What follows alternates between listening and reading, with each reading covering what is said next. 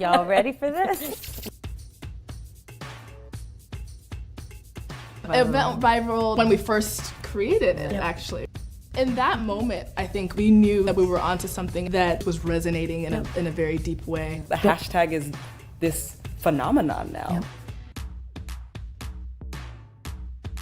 Yeah. You want to go there? People were tweeting us like, hey, didn't y'all create Black Lives Matter? And then all of a sudden, it's like the Black Lives Matter movement, and then none of us are actually there to tell the story of the Black Lives Matter.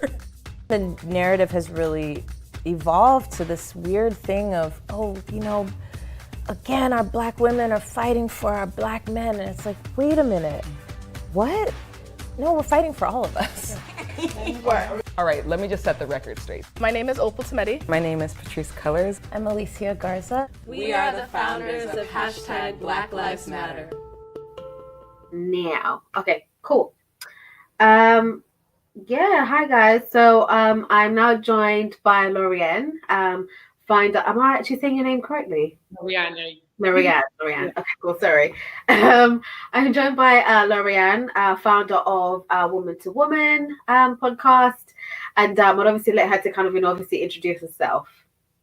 Hi guys, I'm Lorianne. I'm 24 years old and I run Woman to Woman. And Woman to Woman basically is a platform that I created in order for women to be able to share experiences, narrate their own stories, and kind of be the voice for their own experiences rather than not being able to share what they candidly go through. Yeah. And then I won't take you through the whole journey of it. All right. To you about the podcast itself, and I created a podcast because I felt like there were so many amazing women on social media that I saw doing amazing things, but there was never a way to really understand their stories and how they got to where they are. So I felt like I wanted to create a platform where women could kind of tell me the ugly, the good, the bad of their journeys, whether they've already reached the top, whether they're still on the journey to reaching the top. I just, kind of talk. Because I feel like there's a highlight reel of social media about how someone gains their success, and I felt like at one point womanhood was like a one shoe fits all. Like every woman had to do the same thing and had to do their journey similarly. But then, so I felt like I wanted to have conversations around that and kind of dismantle this belief that everything is rosy and the journey is pretty. Oh, because the journey is not pretty, honey. There's holes everywhere. Yeah. Even the conversation we just had before we kind of pressed record as well. Yeah. So I think it was just important for me to give women that platform to be like, this is what I've been through. Yes, I've achieved a lot, but it wasn't easy.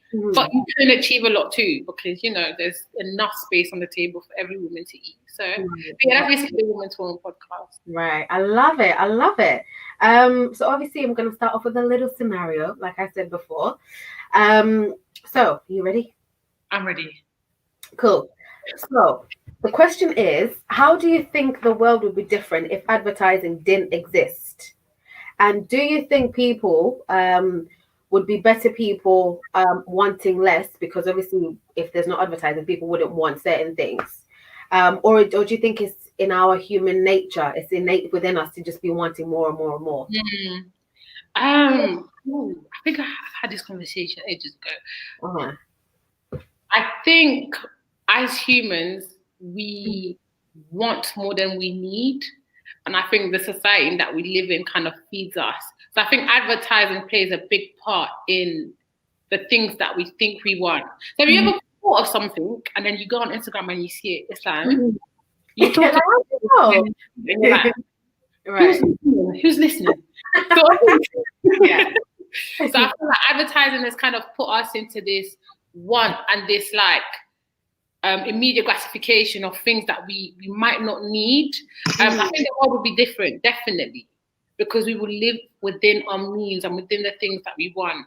I had a conversation with a friend ages ago about this, and he was saying that we just need a house that we could live literally in a hut and be okay. There's people that do that, but capitalism has forced us to think that we need the biggest house, we need the nicest shoes, we need tops that look the same, we need every single month new weave, and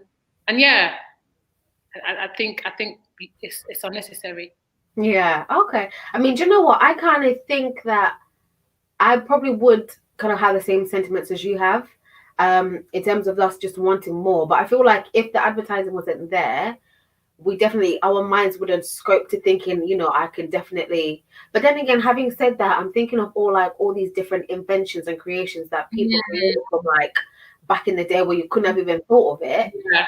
Thinking, yeah, maybe advertising doesn't really have any. Well, I mean, it does have an effect, but maybe it's not like the thing to kind of place the blame on for people.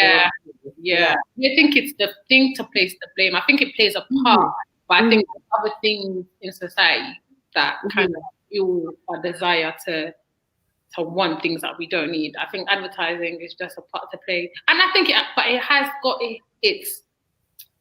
it's got its positive, because I feel like a lot of brands that we're creating in the moment, we wouldn't be able to have or build a community without the ability to advertise what we do. For sure. Pros and cons to advertising and how we use it. Yeah, for sure. Definitely. Okay, so we'll get into the first question of the conversation. Obviously, this conversation is really going to be sort of talking about social media and, you know, activism that we've obviously seen. And obviously, social media has been very, very integral and very, very pivotal for, you know, the modern day civil rights movement. And I mean, it was very pivotal, you know, back in the 50s and the 60s, although it wasn't called social media as much. It was more kind of TV and Polaroid.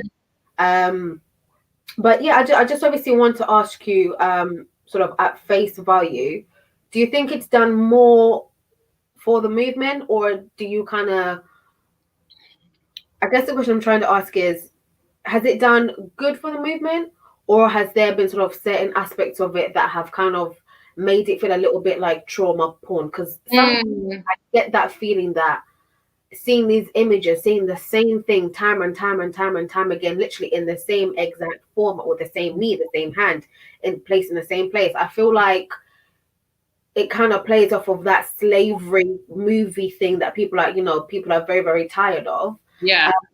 What do you kind of, you know, make of that? Is it done more, you know, good? Yeah. Do you know what? So social media in itself has pros and cons. I think discussion a lot, because I think as humans we have become desensitized to a lot of things. I think especially within this like lockdown period where there was nothing else to do, the experiences of Black people was amplified because of social media. I think if there was no social media, I don't think we could have understood the degree in which people were suffering in America or people were dying. I think it served as a viable source of information for the people that weren't on the ground to see what is happening. I think it depends on how you absorb media as well. Like, it can become trauma porn, definitely. But I think you can kind of like systematically look at how you're feeding yourself with what's going on online. I remember for me, there came a point where I had to take a step back. I had to be like, this is too much. And I had to come off social media. But I don't think that's a bad thing though. I think it's definitely, for me, think it's necessary, because people feel like, oh, it's a one incident thing. Oh, it just happened this one time, it's not going to happen again. But I think it needs to, some of the realities that Black people face need to take center stage in all of its gruesomeness and all of its glory, because we're too, especially in Britain, I've seen, we're too polite with our experience. Like, yeah, you hurt my feelings, you were rude to me in the meeting. But no, it's more than that. We're part of that. So I think social media kind of served its purpose with that. Yeah. I mean, I definitely do think, you know, that it's a platform and it's an institution that we definitely need. But it's just that sometimes when I'm just seeing the same thing happen over and over again, it starts to kind of play on my mind, because then I'm thinking, are these police officers kind of then told to go out and do it just so in the hopes that it's going to go viral, like is the message behind it. Yeah. But then again, obviously, I think that, you know, I don't think that's something that they would obviously want to see, or want the reputations of their police departments. Yeah. But we've seen it before, though. I feel like we've seen it before. Like let's say with like the H&M gorilla thing, with some right. out for some of the advertising, people thought, and I used to say that a lot, because the black outrage is a business tactic nowadays. 100%, yeah. So I think in that aspect, I see what you mean by, are people doing things for the black outrage for them to get a little bit more, you know, more seen or more business? I don't know. I think you never know what this world is up to be honest. You really just never ever know, because I was even thinking, I was watching Blacksman the other day with Denzel Washington's son, and as I was kind of watching it, I don't know what scene it was, but there was a scene that kind of triggered something in my head, and I thought to myself, when these racist people are watching these videos, and I'm talking about the ones in the institutions, the government, you know, the big boys up there, when they're watching this stuff, are they getting some kind of like, you know, some kind of excitement? But yeah, is it kind of feeling that void that they're like, okay, you know what, let's then push these police officers to keep doing this stuff over and over and over, you know? And it's just, it just kind of plays on my mind. But I guess, like you said, obviously, you know, that's something that I don't think they would want on their reputation and whatnot. But I mean, and one of the other things I've kind of obviously, we've all seen anyway, that whilst social media has been great. Oh gosh, my light's gonna fall. Please do not fall. Did it fall? Is it okay? Is it live? Thank God. It's my ring light. It was about to fall. Well, obviously, whilst social media has been great in, you know, showing to the rest of the world the experience of, you know, Black people both here and in America, I feel like there hasn't been real change, if that makes sense. And when I say real change, I'm talking about, you know, changes in policy, changes in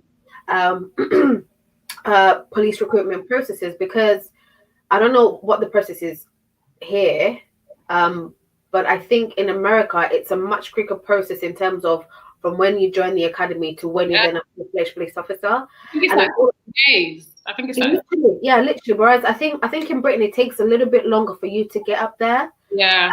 Obviously I might be wrong, but I'll probably like drop the fact somewhere here.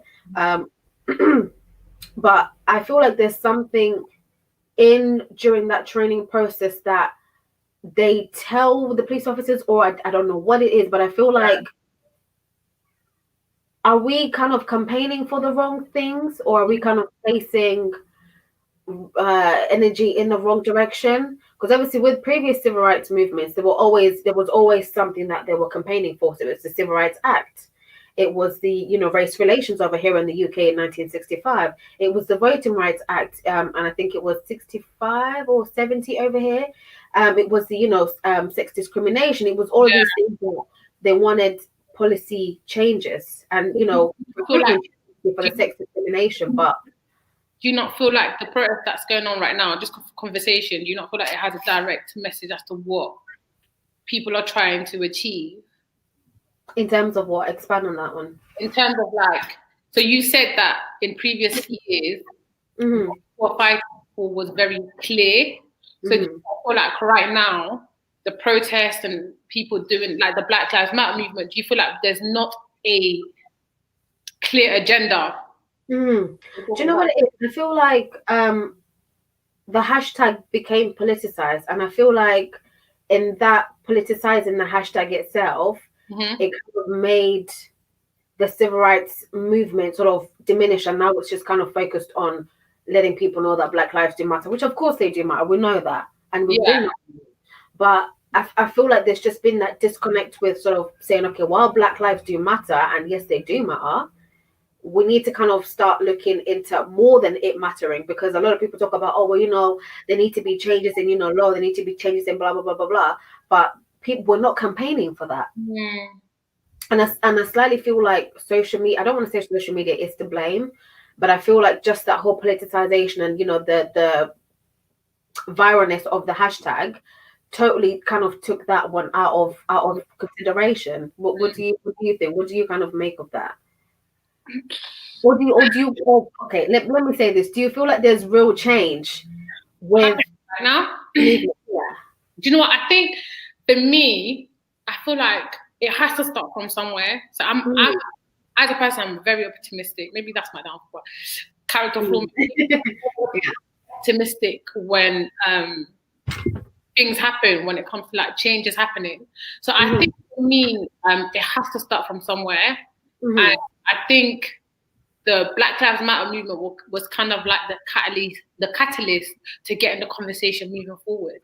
I do think there's like grassroots organizations that are putting things in place in terms of like how can we help systems like Freedom Youth. I think that Tamika in the US, Patrice I think in the US as well. I forgot her last name.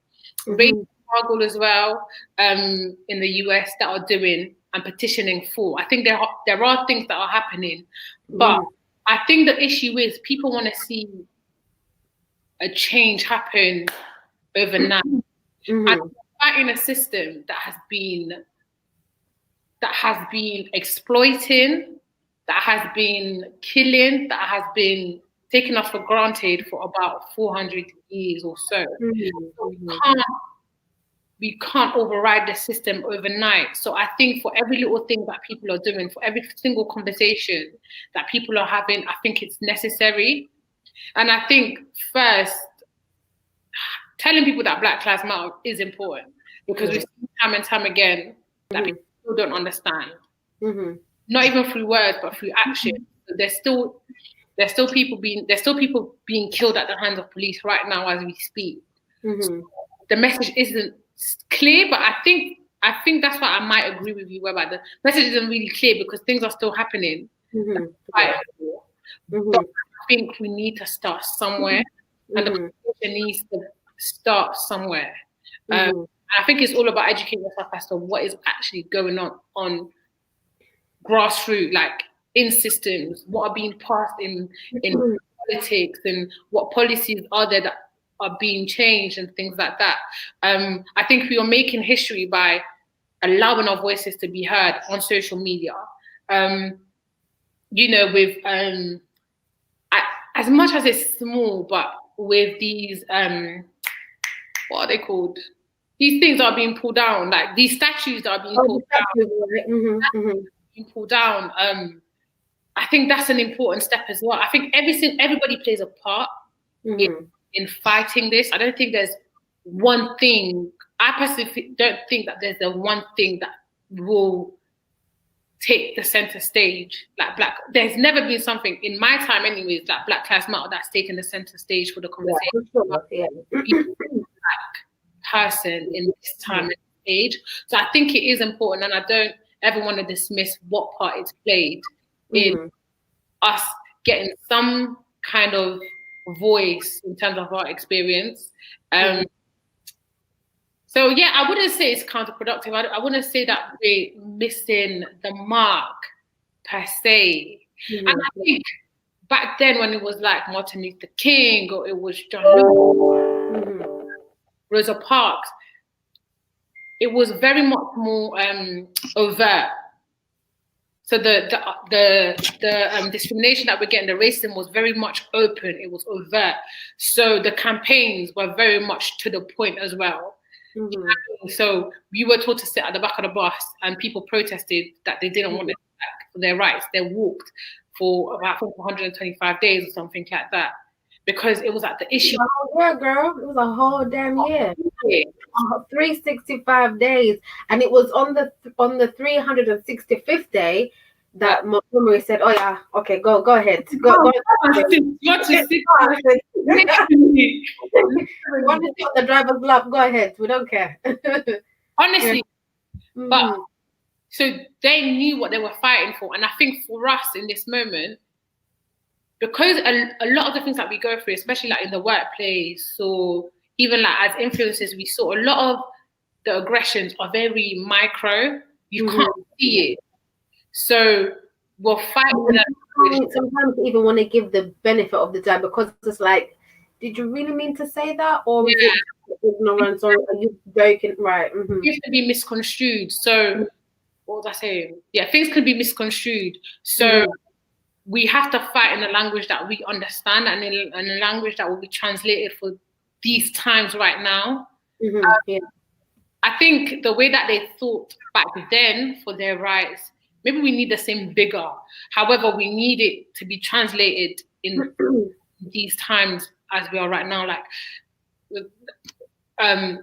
yeah, basically, I don't know what I was gonna say. Yeah, that's all right. That's all right. I mean, for me personally, I do definitely understand that all these little minor components of the, you know, chucking our friend the statue into the water, the protest, and this and this and that. I definitely think that all of that is really, really great. But at the end of the day, you know, the Black Lives Matter movement, it's not just a hashtag, it's an actual it's an actual organization. Yeah. And obviously I don't work for them, so I don't know the ins and outs of what they do and the conversations they're having with, you know, parliament and government and But I just feel like there should be a lot more that should have been done between now and then in terms of them really pushing particular policies, or them, you know, kind of pushing for like revisions of certain, you know, things and practices that police officers do, or, you know, some of these institutions do.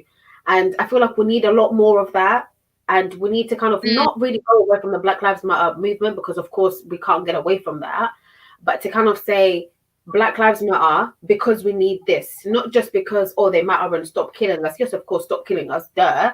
But we need to look at the recruitment process. But they need to look at, okay, if somebody's then found guilty, or if they've had multiple counts of, I don't know, aggression, you know, that they've kind of exerted in community, on certain communities. Like, I think one of the police officers that was involved in the, oh my gosh, oh my God, I've lost his name. What was his name? George What was Floyd? his name? Yes. One of the guys that was on there, he had numerous accounts of excessive aggression. And it's like, okay, so why is somebody like that still a police officer? Like, it's little things like that whereby I feel like they really need to take a closer look at the policies and then filter the information over to us and say, right, guys, when the next time we go out to campaign, we're not just going to say Black Lives Matter, because of course they do, but we're going to say they matter, but we also need them to change the laws, change the policies, change the recruitment processes, change the after effects of if somebody's been found with with numerous accounts of, you know, aggression, or, you know, complaints, or whatever it is. And I just feel like those organizations, whilst they might be doing the work in the background, they're not telling us that information. I feel like that little link right there could be what could actually make this movement just blow up into, you know, to emulate what the civil rights and movement in the 60s looked like. I think I agree with you as well, because even there was a conversation about the Black Lives Matter movement within the UK where there's no face for it. We don't know if what's the manifesto, what's happening beyond just us marching. And that's the thing. Like, what then happens after we march and we go back home? What then happens after all these people are being, you know, hit with the those bullets and the tear gas? What then happens after that? Because we're going to go home and we're going to sing the same song, but unless we actually say, no, you guys actually have to go and physically wipe away what you had before, rewrite it again, we're just literally going to keep singing the same song. And at the end of the day, for the lawmakers, they're looking at it as, well, you guys are equal because you guys get paid the same as white people. You guys are in the same public spaces that you were campaigning for. So you are equal. Your lives do matter. We've already given you your rights. What more do you want from us? I feel like that's how they're kind of looking at the situation, and that's why they're not really pushing to looking at their policies. And obviously they want to protect themselves and obviously emulate, you know, their culture of racism and whatnot. So it makes a lot of sense that the governments don't want to push it. But I just want the organizations to do better in terms of letting us know what they're doing, so that next time we go out, we have to protest, God forbid, we know that, okay, we're going to put heat and pressure on this. Yeah. What I was thinking. But and then obviously another thing that I've come across is that, so Instagram, since the George Floyd case, has decided to censor any promoted posts that have anything to do with Black Lives Matter. Yeah. Anything. There have been a few posts that I've wanted to make, in anticipation for not just this festival, but for previous posts that I've wanted to put up, and they've completely blocked it. And when I went on the website, the reasoning was that you can't post anything that's related to kind of social justice or anything that's going on in society. Yeah. Because that could have an effect on elections and things like that. And I thought to myself, well, okay, it's all good and great that we use social media to go out and campaign, but what then happens when these big corporations then start censoring what we need to be promoting to put out there? What then happens if we have to kind of rely on that? And do you think that our generation would be as good at street activism as they are at the online stuff? No, because I think, and like I said in the beginning, I think different methods for different times. So I think whereas right now everything happens on social media, everything happens on the internet. So I think it's our generation kind of has adapted to that type of information. But I think this generation will also be able to change the way that activism looks like. So I think it's not necessarily in overtly saying, black people are being killed or stuff like that, but it's in how can we communicate the hurt that we're going through? Is it through music? Right. Is it through dance? Is it through campaign shoots? And how Nike do their advertising when they kind of talk about Black experiences and things like that. So I think activism doesn't necessarily just have to be on the street. I think even infiltrating spaces where we wouldn't normally be in is a form of activism. I think, and I'm someone that always tells people, even though we're trying to build our own as Black people, we're trying to create our own opportunities, we also need to infiltrate certain spaces, certain systems that uphold certain values, because that's where the change happens. You can, do you know what I mean? So I had a podcast conversation with Candice, who owns In Other News, and we were talking about it's all good and well to build your own Coca-Cola, it's all good and well to build your own Avion, but people in Coca-Cola to make the changes. We need people in low-making positions to make changes, because activism has changed in the way that it looks. Because back in the days that we were saying, the Martin Luther King didn't even have they didn't even have the opportunity to walk into Coca-Cola to ask for a job. Right. They didn't have the opportunity to go into Amazon and be a diversity and inclusion of we do. And I think that is our activism in growing our communities and in growing our knowledge and in growing how we see ourselves within the media. That's activism. I don't even think street activism is enough. I don't think street activism is enough. I don't think social media activism is enough. We need to infiltrate spaces. We need to create networks of allies, create networks of people that think like us and have the same thought as us. We need to be in rooms that are uncomfortable in senior positions to be like, this is my experience and this is the experience of people that look like me. What can we do to make the change? And by that. So I think I genuinely think activism is changing, and it goes beyond just street activism. I think that's actually amazing, because that's something that I've never actually sort of thought of in terms of even us just infiltrating certain spaces and filling certain senior positions and executive positions. That is a form of activism, because at the end of the day, our presence in those places, and I'm hoping, would force these companies to kind of realize and come to realization that, okay, there's this sector of people that needs to be catered to in this way, in this shape or form. Exactly. Right. And this is the language that they speak, and this is the experience that they go through, and this is how we can amplify their voices. It's so important. It's so important that method change as time changes. We can't keep doing the same thing. Like instead of doing the same thing over and over again and expecting the same results.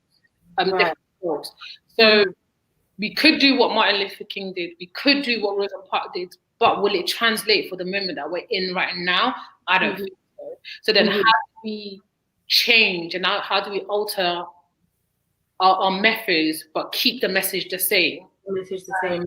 Yeah. It's important to me, and I think that's activism enough. If you're working in a senior position in KPMG, or you're working in a senior position as one of the MPs, and you're looking to create policies that work for us, that's your form of activism. Right.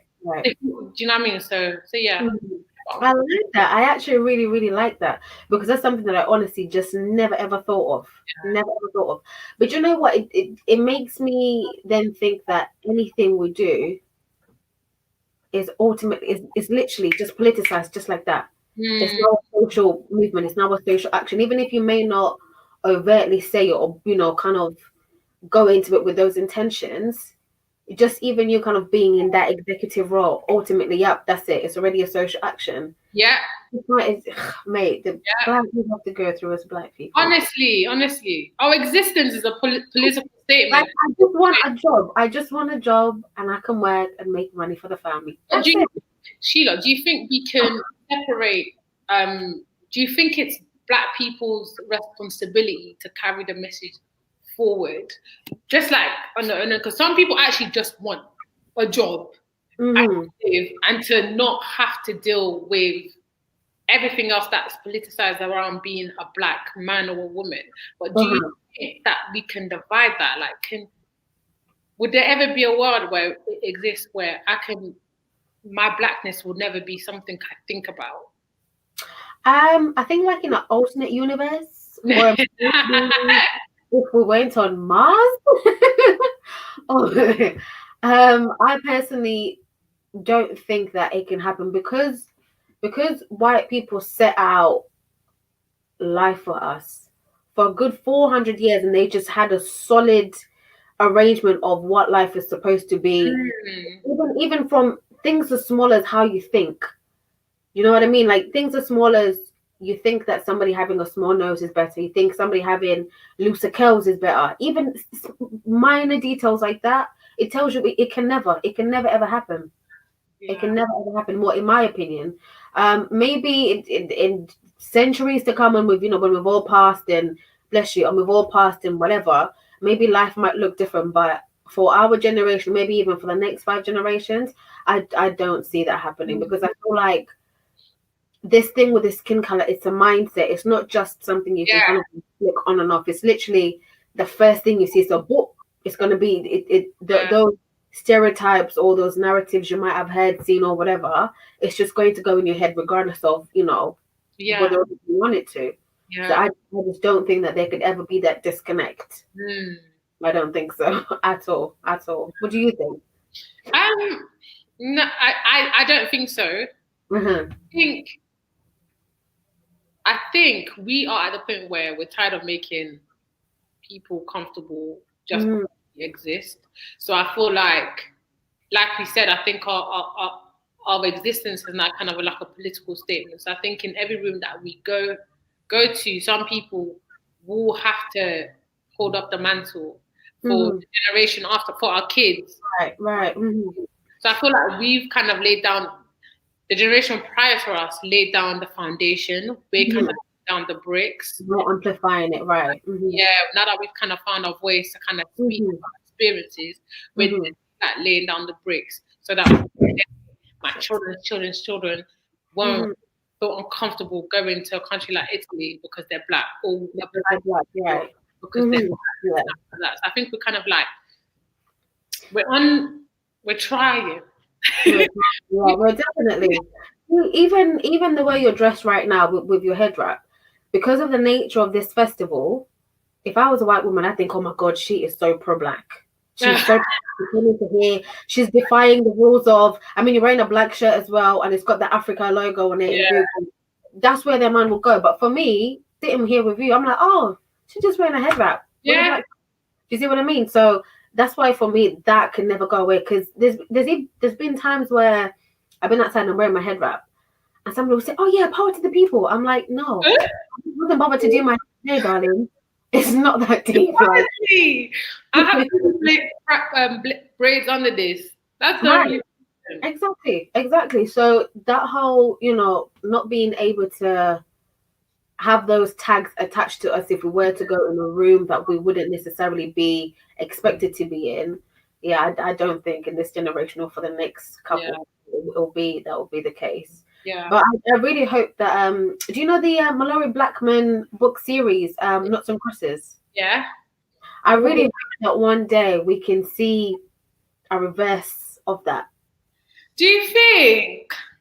Obviously, I know it's a massive reach, but Yes, Sheila, that's really amazing. Maybe in 1,000 years from now, it could happen. But for me, you know what? For me, I don't know. Maybe it's the type of person I am. I think I'm away from that. I'm very naive, but I'm all about for me, anyways. My stance on the Black Lives Matter and justice and Black people's existences. I'm not asking for revenge. I'm not asking to be superior than. I'm not asking to be. I saw tweets from Terry Crews saying that if we allow Black Lives Matters to continue, it will create this Black superpower or this Black superiority or whatever. And it's just like, hey, we're just asking to exist peacefully. We're asking to coexist peacefully. We're not asking for revenge. We're asking to coexist peacefully. So for me, even if in a world of Mallory Blackman and Nuts and Crosses, where now white people are the inferior, that's not the goal for me. I'm someone where I was like, can we just all get along? Do you know what it is? For me, it's not even the inferiority complex. For me, I just want that. What's the word I'm looking for?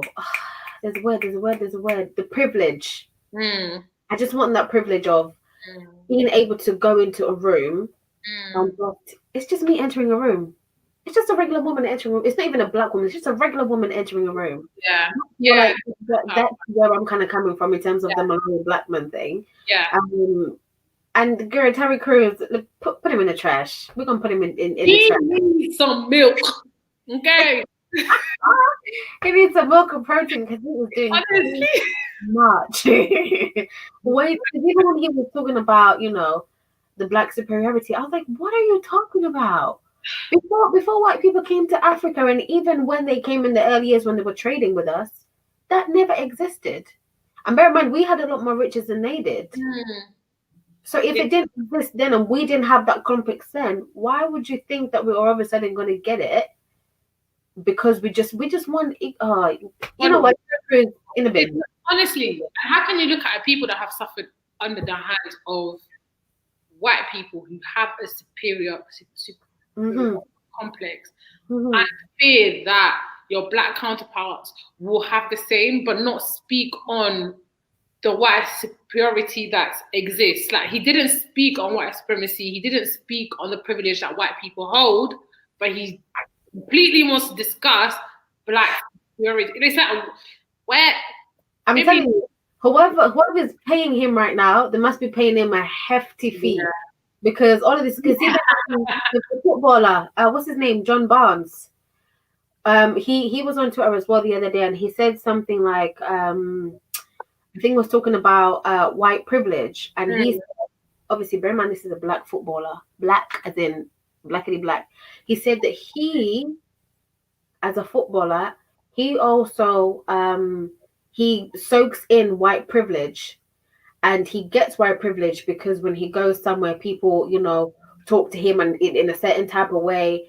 And it was like, no, you're missing the mark. It's not white privilege. You're a footballer. You're a celebrity. That's why people come to you. And I think with white Black men, with some Black men who get the experience of the majority, need to remember, take away the stardom, take away the costume that you wear. Darling, they will arrest you at the same traffic light they arrested, what's his name? I can't even put any Black man's name in there because there's been way too many. They will arrest you the same damn way. They'll treat you the same way. How are you so detached from people's experiences? That you think it doesn't exist? Please. I know, exactly. So them two in the bin, tired, the sick of it. um, so yeah, and then I think the next question was really kind of talking about something I've kind of sort of noticed. That obviously Black women are at the center of the movement, and we're doing such amazing work. And time again, I feel like it's women out there that are going out there to, talk and shout about these issues. I mean, look at here. Yeah. But by the way, shout out John Boyega. I just want to say that. Shout out to Stormzy. Shout out to Swiss World. Those Black men that have actually done things for. They've either spoken out, regardless of what, where. They've taken their time aside to actually create things that are going to really help us Black Brits, because a lot of the times it's just the Americans that do it. So I just want to shout out those 3 Black men. But I noticed that obviously, like I said before, women are at the forefront of the movement. And one of the things that I've seen is that even if we are at the forefront of the movement, especially for, the trailblazers, there isn't really kind of a mention of names on who is doing this, who is doing that, in the same way that we heard, Malcolm and Martin. You think? Yeah, I think so. Because if you was to honestly ask me right now to name at least 5 women that are leading the movement.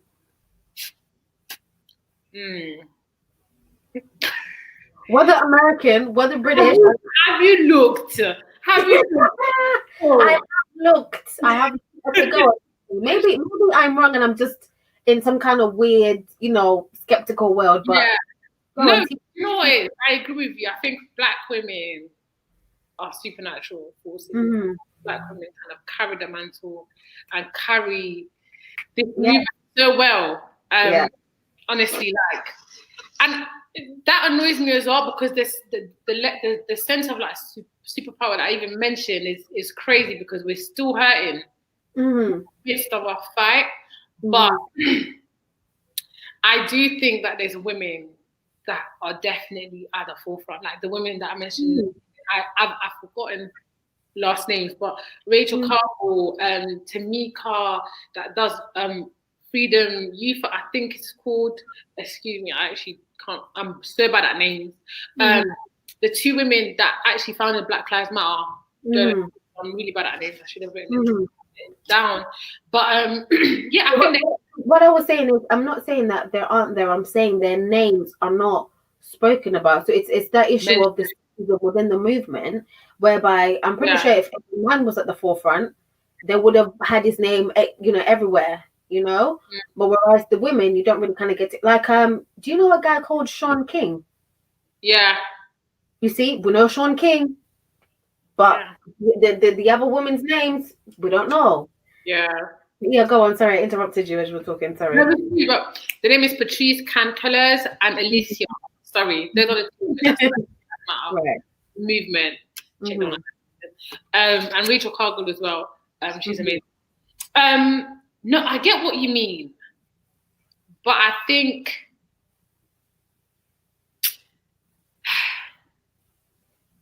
I don't know. I was gonna say something, but I genuinely don't know. I don't think. But do you think it's necessary for women to be mentioned by name as to what's happening? Do you know what? I feel like I'm just trying to time. No, that's all right. No, I feel like because I mean, to be honest with you, and I don't know their names, Lord Jesus Christ, help me. But the ladies that obviously founded the Black Lives Matter, right, Patrice and Alicia, even then, you still don't know who was behind the hashtag as much as you know about the hashtag, which for me is an issue, because you know what the hashtag is for, but you don't know who is behind it.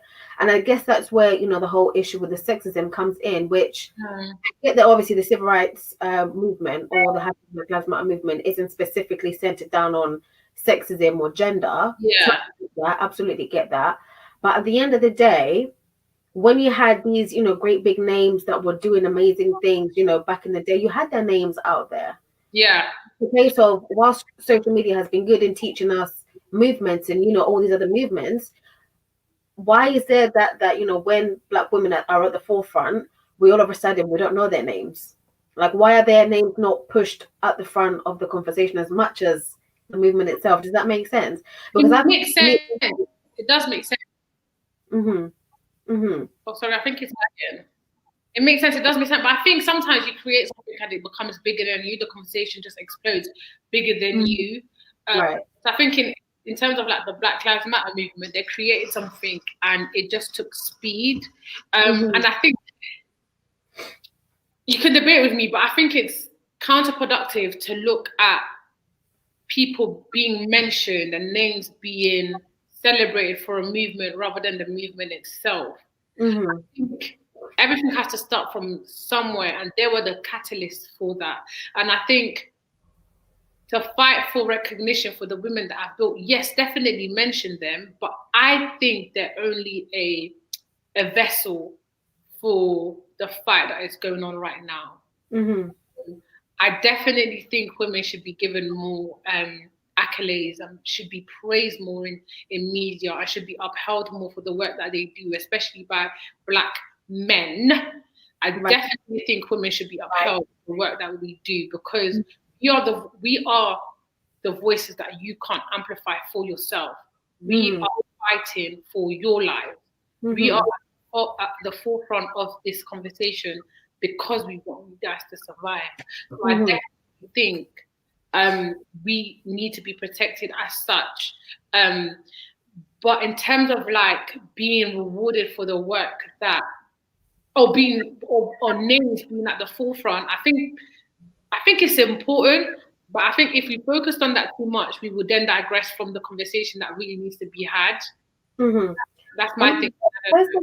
Personally, I just feel like having that name attached to the movement or to the campaign or to whatever it is, it personalizes that movement in itself. Does that make sense? Yeah. Because I feel like for me, without knowing who is behind the movement or who created the hashtag that then became a political movement, in some way it's dehumanizing the movement itself. Okay. Because it feels like this could have been anything that a corporation could have done, if that makes sense. And of course, it wasn't a corporation that did it, but if you didn't know what this stood for, you could have thought, oh, maybe it was just a hashtag that was trending. And then one day somebody just picked it up and said, oh, let's send this political. I guess the reason where I'm coming from, or the reasoning for, how I'm thinking, or maybe the way I asked the question, is that when you say the name Martin Luther King, what's the first thing that comes to your head? I have a dream. And then the civil rights movement. And then obviously, why do you have a dream? Because the civil rights movement. When you say the name Malcolm X, do you see what I'm saying? It's the name, even if the name might take away from the movement's aims, the name is very important because it just personalizes it. And so that you know that when this person is going to X, Y, and Z place to campaign for X, Y, and Z, you know why they're doing it. And I think that kind of goes hand in hand with what I said earlier in terms of the movement kind of updating us and letting us know what they're campaigning for, what, regular updates on what policies they're fighting to change. Because if I know that Patrice and Alicia are going out and they're campaigning for something, of course I'm going to be behind it. I don't even know how to kind of word that, but does that make sense? Like, you're not necessarily going to follow an organization as you would do a person who happens to be the owner of this organization. If that makes sense. I think that's where I'm kind of coming from that having that name out there just helps to know what they're doing, Yeah. Where when the movement became very political and global, again it helps that if people knew the women's names as much as they know about the movement, people would probably more than likely be able to kind of follow up with the updates and be able to kind of. But then again, I don't know. I might be talking rubbish. I understand your sentiment, but in the sense of, like, Google actually exists. Like, people can do their research. People can. But I think that's the thing. People, you would know that because people like me and you will go out and we'll do the research. But a lot of people on social media, they'll just see something like face value on Yeah. and that's it. Just point period blank. And I feel and I think my point comes from those people that don't want to go out and do the research. At least if you know the name, you're gonna know why you know that name. Yeah. You kind of keep that memory in your head of, yeah, okay, I know this person for this reason, if that makes sense. Right? You know what they do. Whereas if you know the organization without the person, Yeah, I know what you mean. Yeah. Well, I think sometimes, I don't know, this thought just came into my head. I don't know whether it's a conversation, it's not a statement, but I think sometimes women or Black women, especially when it comes to being of service, I don't think we always just look for the limelight. I don't ever think we position ourselves to being that Martin Luther King or anything like that. I think women were just natural creature. We're creatures of a habit where we nurture, we save, we uphold. So when building things like Black Lives Matter, it probably came from a place of, I want to keep my people them's alive, and I want to keep the mission that I hold dearly to my heart alive in terms of service. I don't think we ever fight to really be, or to even be pioneers in that sense, as much as maybe it's an ego thing with masculinity, where it's like you have to know that I did this. I don't think women have that big of an ego sometimes compared to men. Maybe we do, maybe we don't. So I don't think that kind of thought came to my head as you were talking, and this is a statement. It's just a thought. Right, yeah. I mean, do you know what? I think you're definitely right on that one, because in terms of obviously socialization, we're socialized to be behind. You're always meant to be behind. You're always kind of meant to be in the background as such. So I think that's something that we kind of carry on. And funny enough, actually, I just said that. I've been running BBE for about 3 years, and I kid you not, this was the first and only time that I've ever put my face to the brand. And I'm going to edit this. When you said that Black women, we just want to do the job and just get the job done and see how people do it. I'm the same way. I'm thinking to myself, oh my God, you are really reading me right now. Like, why are you doing this to me? I'm the same way. And do you know what it is? Because I'm so self-aware as well. I'm the same way. Like, when I started Women to Women, I was like, no, I just want to give, and I don't need accolades. I don't want to know my face. I just want to be of service, and then that's it. I think there's a different type of ego when it comes to how men view themselves and the things that they what they tie to. But I think it's important. I think women need to be,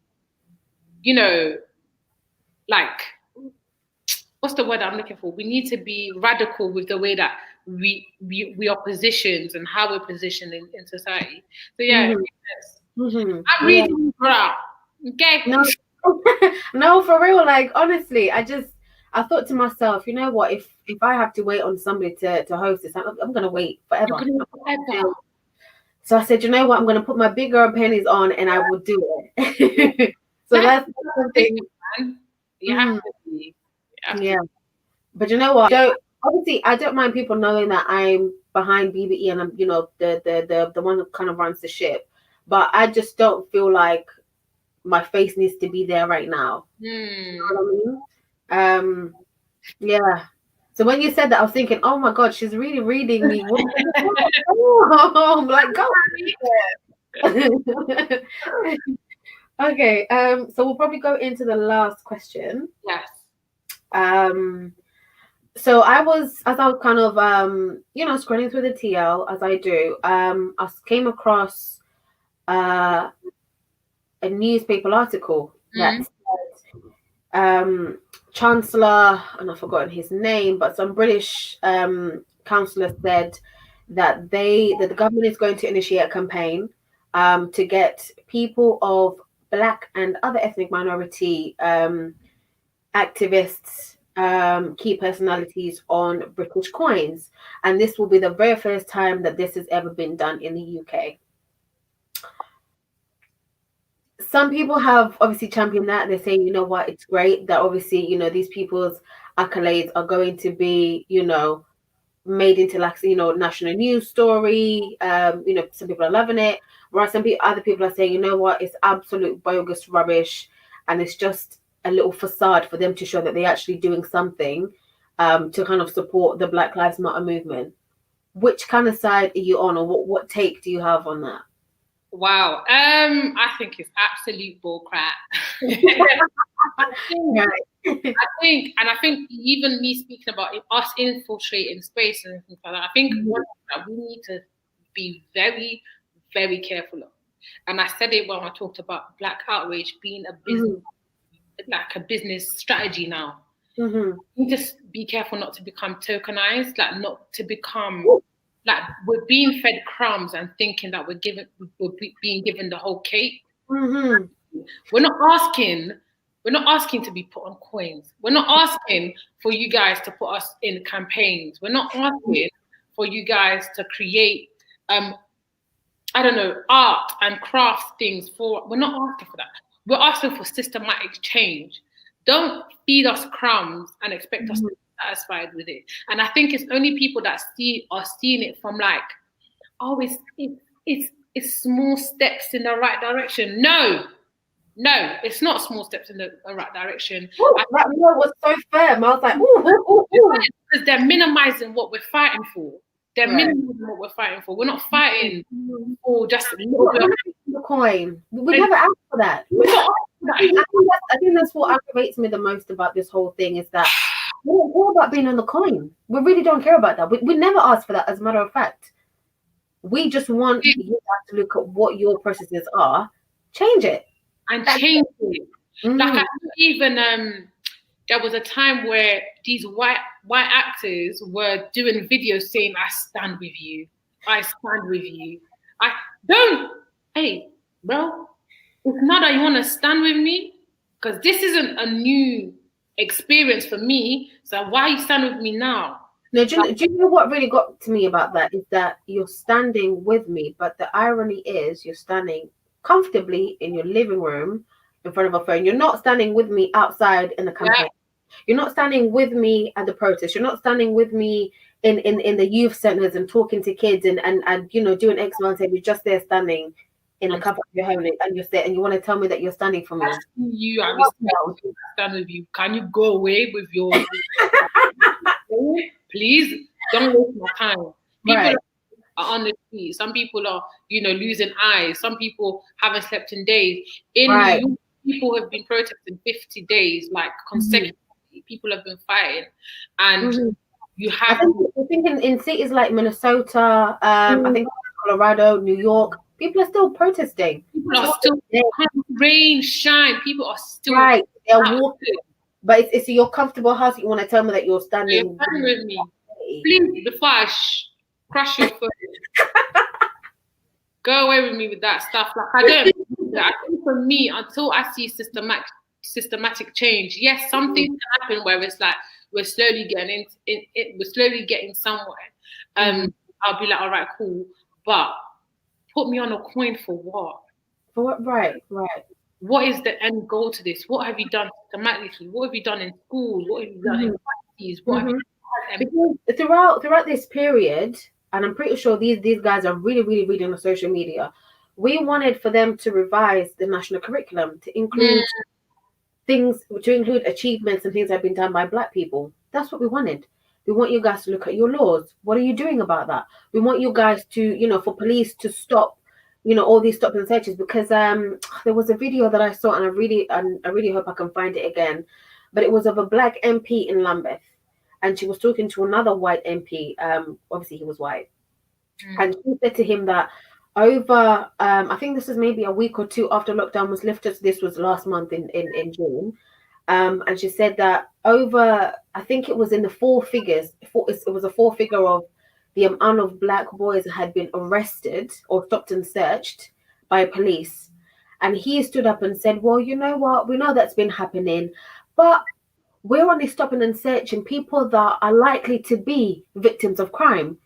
And I said, wait, what? In my borough, in my constituency in Vauxhall and the borough of Lambeth, Black people are 4 times more likely to be stopped and searched. And last year, to the last 12 months, over 10,000 stop and searches were conducted on Black people, in comparison to 5,000 on white people. I spoke to a group of Year 12 students last Friday. Of that group, almost 50% of the boys put their hands up to say they'd been stopped and searched, and one girl. Why is this still a big issue in this disproportionality? I'm very grateful to the Honourable Lady for raising it directly but sensitively, because my goodness, if people take the view that what's taking place is victimisation, then of course it's going to corrode confidence in the criminal justice system and in the police. But equally, we have to make sure that the police have the tools that they require to try and hunt down crime, because as I've already indicated, it's very often people who are being stopped who themselves could be victims of crime. Forgive me for repeating a point that I've made. The key to this is data. Data to ensure that the right people are being stopped, and where they're not, it shines out like a beacon that there's an issue here in a particular borough or wherever it is in the country that needs to be addressed. But hold on a second. How do you even make that make sense? And it's like, you know what we want, but you're just saying, no, we're going to give you what we think you want. Yeah. What we know you don't want. Yeah. And then that's it, you're going to have to take it. Yeah. Mm-hmm. So I think white people, some white people, not white people, rationalize the madness that they do to make sense to them. Mm-hmm. Yeah. It doesn't make sense. Like, we don't understand how kept this going on, and we're now speaking about it, and it's making them uncomfortable. But a lot of them profit from the system that is currently put in place. So a lot of them are thinking, why would we take away things that are giving us money, giving us our power? You know, I think over the course of the lockdown, we found out that some slave owners were still getting paid for not having slaves in the UK. Yeah. So like I saw that somewhere. Do you know what? I saw that. I think I saw a proof of that, and I said, you know what? Enough social media for today, because I'm not even shit. How are you telling me you're paying a person? Yeah, because the slaves were taken from them. Yeah, so a lot of family slaves were paid off. I don't know if it's still going on. Please do your research. But yeah, so it's kind of like they are benefiting from the system. So they are in no way, they're not in a rush to change it. And again, this is where bodies like, let's say you who work in education, let's say people that work in policy making, and people that even work in senior position everywhere can kind of play their part to introduce certain things that make sense than just giving us coins with Black people that have done amazing stuff. Black people have built the culture that you are continuously thriving off of. We know how influential we are. We know the power we hold. We know what we have created.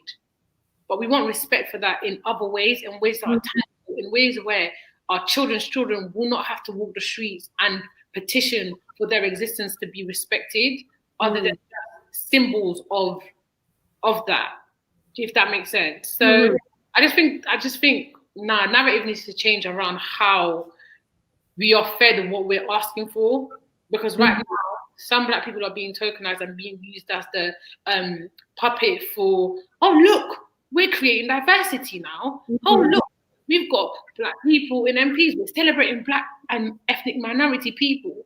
But when it comes to actually creating change that actually matters, it's not happening.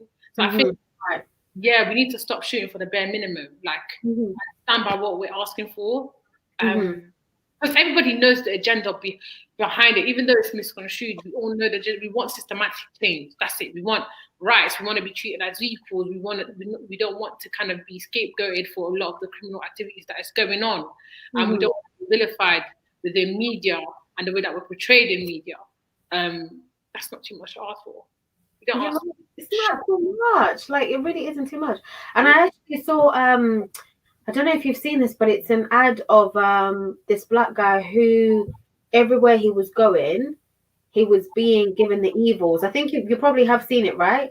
And then I didn't watch it, but I saw it circulating. And then at the end, so it's just this regular Black guy. He's just walking around town as you would do. And all the white people in all these different spaces he's going in, they're kind of giving him evils, or they're kind of suspicious of him. So in one scene, he's walking into what looks like a very, very expensive shop, like a retail store. And the guy, I think it's the guy that kind of opens the doors, kind of gives him a certain look. When he went to take his son to swimming, the swim instructor's kind of giving him another look. And then I think there was something else where he was walking across the street or something. But then at the end of the advert, he goes into a courtroom. Everyone stands up, and it's kind of revealed right at the end that he is the judge of the courtroom.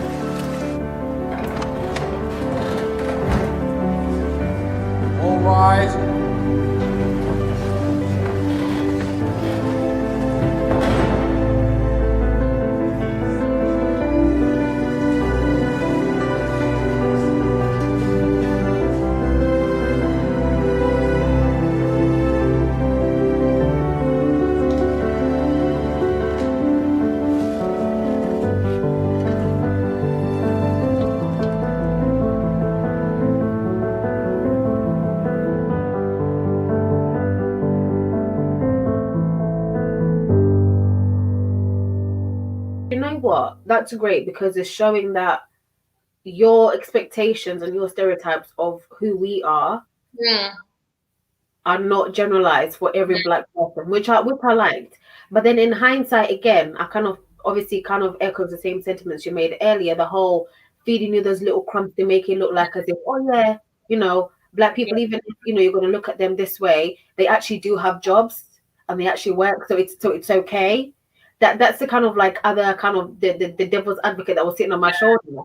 That's what I kind of took from it. And it's like some white people will kind of look at that and they'll say, oh, okay, it's all right if you're going to, have a couple of looks. Who doesn't get a couple of looks? Because at the end of the day, you've got a nice job and, you're working. So what's the problem? Yeah. And it's those little crumbs that they kind of feed us to show, oh, I don't know, I guess, there's representation on TV. Because whatever TV station kind of put that out there could very easily tick that off and say, yep, we've done a university advert for the year. That's it. We're done. It's gone viral on social media. Exactly. But in hindsight, that decision could have been kind of made by white people that kind of have a narrative to push for their own brand or for their own egos. Exactly. Yeah. Exactly. Well, I mean, it's ridiculous. It's honestly ridiculous that to this day, I mean, I'm a history geek. So when I was in school, I loved history and I loved learning about American history. And the civil rights movement was particularly my favorite part of history. Yeah. And I remember seeing those pictures, those images, those videos, and I was like, oh my God, I'm so happy we don't have to go through that shit. Yeah. I'm so happy that I can wake up in the morning, I have white, classmates that I get along with, and, we can do this, we could do that. Bless you. Thank you. Bless you. We can do all of that. And I was like, I'm so happy that I never have to live in a world like that. How would you grow up? And the wall is being pulled over your eyes. Over your eyes. That right. It's still happening. We're still fighting. Yeah. Honestly, but you know what? I feel like hopefully one day we'll achieve our aims. I don't know how we'll do that. I think the conversation started in a time where, and it started at the right time. I feel like God is a great orchestrator of all things, because I think if things like the George Floyd murder had happened, the Breonna Taylor murder had happened, the Ahmaud, murder had happened in a time where life was going on as normal, we wouldn't have had a chance to kind of sit in what's happening. And I think this time has made a lot of people not escape. Like, you have to sit in the reality of what we're going through. You can't use, oh, the kids need to be fed. Oh, I've got work tomorrow. I've got an exam. No, everything else is silent. So this very much is loud. The black agenda is loud. The black experience is loud. So I think, although it came at such a high cost, although we've lost a lot of people and a lot of people are hurting, it's necessary. I think conversations are necessary. I think educating ourselves, even conversations like we're having today, where we don't know everything, we're opinionated, we both have our different views and both have a way of thinking, but at least we're talking about it. Because I don't think last year we would have had this conversation in such an open space like this. I don't think last year people like Jackie Aina, Sharon, a founder of Yoma Beauty, could have called out brands about how many black people do you have in your senior leadership? What are you doing for the black space? I don't think we could have had those conversations. I don't think the black experience could have been spoken about. I don't think I could have gone. You know what? I think it would have been spoken about, but they wouldn't have taken it as serious. They wouldn't have. It would have been, oh, black people complaining again. Ugh, exactly. But I really, really like the fact that even if COVID has obviously resulted in so many people passing away and people losing their families and, you know, people's mental health being in absolute jeopardy, at the same time, it forces organizations to talk about things that they never ever would have spoken about. Exactly. But then the question is, life after lockdown, are they really going to implement what they were talking about, or now that life is back to normal and the videos have stopped trending all the time? Again, Sheila, I feel like I'm repeating myself, but that's why we need people in those spaces to continue the conversation forward. To keep the pressure on facts. Honestly, we need you to be in, and I did a podcast as well, and I was talking, it doesn't matter how you fight, as long as you're fighting. It doesn't matter the weapon that you hold. Because as long as you're somewhere, whether you have a pocket knife, whether you have a sword, whether you have, you know, what's them thing that you call like that? I forgot, with a stone. I forgot what it's called. Right. I think my samurai sword. You know what Simpson has, like that thing. Yeah. Yeah, whether you have that, fight with what you have. Like, we're all, like you said, we're not seeing a massive change, but the little that we do will have a, you know, ripple effect as to what's happening and what's going on. So, yeah, the conversation is definitely important. This conversation is important, and wherever it goes, wherever it takes us, I think we're on the right direction. And yeah, let's just keep the foot on the necks. Let's just keep them pressured to do what they said that they were going to do. You can't just come on social media now and say we're going to do this and not do it. Where I work, we literally the black people there, we kind of called out the senior leadership, and I said, what are you going to do? Yes. About diversity, what are you going to do about inclusion? And we don't want to just see you guys posting something on social media and internally we're not seeing a change. So we literally had to kind of be like, there was a group chat, and then we kind of had to be like, look, boom, these are the changes that we want to see. This is what we want you guys to implement. And don't allow a white person to speak on my experience. You have ample of black people in this business that can speak about their experience. Let us talk about it. You want to create a diversity and inclusion agenda or strategy, you've got black people that have gone through experiences, let them speak about it, you know? Yeah, so. Because when I was even, funny enough that you say that, I was even talking to one of my friends, and he said that in his companies, around the time when, you know, all the companies were, you know, kind of shaking in their boots about what to do with people, he said that, and this was so funny. So somebody in their work group chat came up and said, so, hi guys, so in light of everything that's going on, we think that it's best if we stopped using the words blacklist and I can't remember what the other word, but it had a connotation, it was white something. And instead of using those phrases, we need to start using green light and red zone. And it was like, that's not what we're asking for. Say the word black. It's okay for you to physically do that. It's okay. It's not a problem. But that's not but that's not the problem. Okay. Yeah. It's really, really not the problem.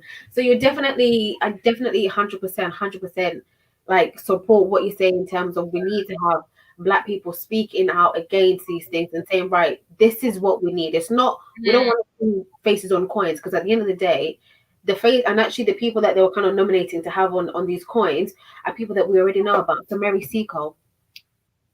Who don't know about Mary Seacole? You know? And it's things like that where they're just kind of regurgitating the same old information that we know about from before, you know? It's just it's disappointing, but I really, really do hope, like you said, that these organizations have Black people that can really, really keep that fucking struggle. Sorry, the foot on the neck. Yeah. And cool. Anyway, your laptop's about to die. I'm sorry. That's all right. I mean, I've definitely enjoyed obviously talking to you, you know, about what's been going on in our communities.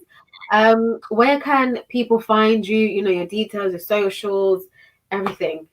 Yeah, so thank you guys if you've listened so long.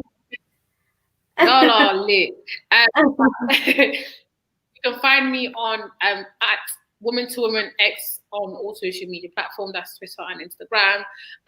Please visit our website www.womantowoman.org.uk for everything that we're doing. We've got articles that you can go and read about. And if you ever want to get involved, please just message me. We need more women. We need more people that have a voice and that want to tell their stories. I'm someone that thinks it's very important for us women to definitely narrate our own stories, our own journeys, and just champion women, because we're amazing. Like, we're generally top tier. Yeah? With 10 catch me on my personal social at Oilos on Twitter and on Instagram. And I would give you my phone number, but that's a bit too much. Too much. Yeah, no, definitely get in contact, and hopefully I can be of service to you. You can be of service to me, and we can just grow. Thank you so much, Sheila, as well, for having me. Oh, that's all right. No, you know what? Thank you for making the time, and obviously kind of obviously coming in, you know, very, very last minute, because this has been like super duper last minute. It's okay, I've enjoyed it. These are conversations that I don't ever have. Yeah. If I do anything stupid, I'm sorry. But yeah, these are conversations. No, honestly, thank you so much.